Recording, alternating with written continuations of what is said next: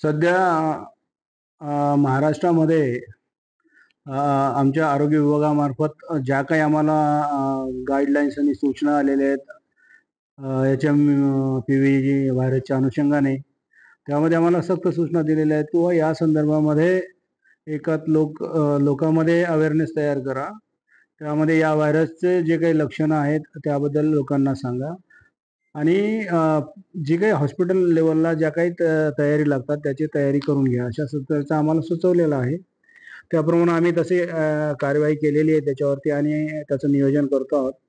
Covid होतं त्याप्रमाणे एवढा व्हिरुलंट नाही आहे तो, तर तो त्याचं मॉर्टॅलिटी पण कमी आहे आणि याची जी लक्षणं आहेत त्या लक्षणाच्या संदर्भामध्ये त्याला ताप येतो, खोकला येतो, स्नीझिंग होते किंवा रेस्पिरेटरी प्रॉब्लेम्स होतात त्याला. तर ते एवढे काही प्रॉमिनंट नाही आहेत मागच्यासारखे कोविडसारखे.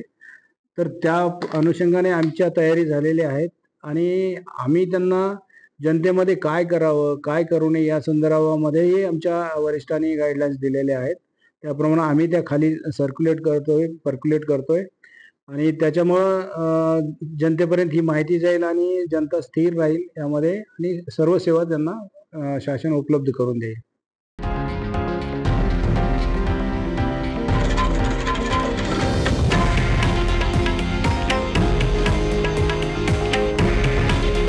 हे आहे देशातील नंबर 1 न्यूज नेटवर्क आणि आपण पाहत आहात TV9 मराठी.